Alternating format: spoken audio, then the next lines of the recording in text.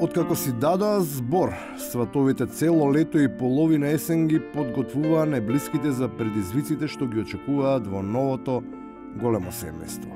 Пред веридбата која се одржа во петокот, таткото на невестата ги сподели дилемите со кои се соочувал, кога решавал дали ќе ја мажи или ќе остави да биде стара мома. Тоа кога треба, зборуваше пратеничката. Да ја мажите. И велите, па ќе оди во едно семејство, знаете, они се побогати, може ќе влијаат на нејзиниот идентитет. Нема да влијаат, истаки. Треба да ја пушта.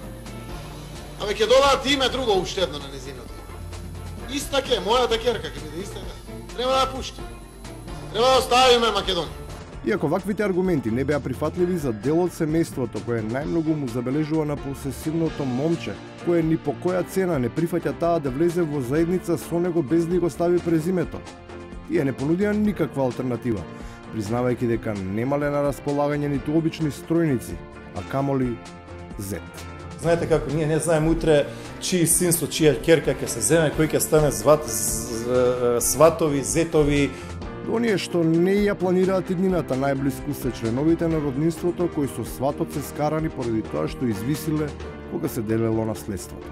Додворувајќи се како интимно пак да посакуваат да биде отворен тестаментот и тврдат дека би се согласиле со мажачката на невестата, ама ако наместо наследникот, свадбената церемонија би ја водел бар еден од завештателите, од старите глави на семејството. Ваквиот процес да го водеше Глигоров, па и Бранко Црвенковски е нешто сосема друго.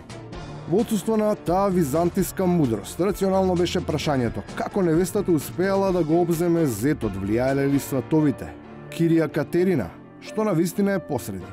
И кога се појави сомнеш дека за нишанот се делеле меджидии, роднините на невестата кои се против мажачката, за бош муабетот кој излегол од кајнифа не е нивен, ги нарекуваат дилетанти, оние што ги прашуваат за нивниот семеен аматеризам.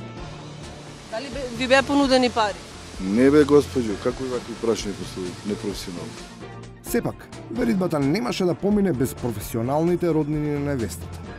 Тоа се оние кои во минатото, а веројатно и во иднина, постојано ја бранеле, ама никогаш не успевале да ја заштитат, затоа што секогаш нивната борбеност завршувала со добивање некаква функција во семејството, од кое сега се исклучени.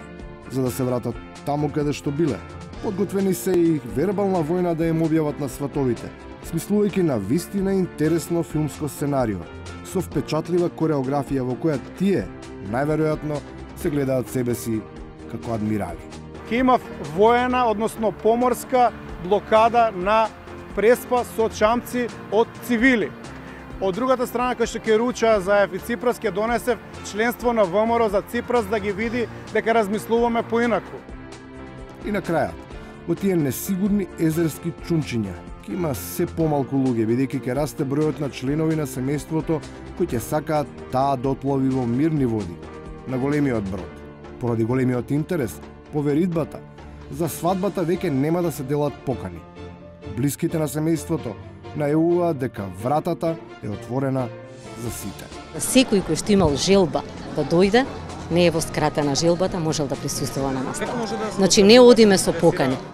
Подароци нема да се примаат, ниту да се даваат се додека невестата не го прифати презимето, а семејството на зетот во исто време, пред матичарите, не потврди дека таа е сепак таа, истата, нашата ќерка.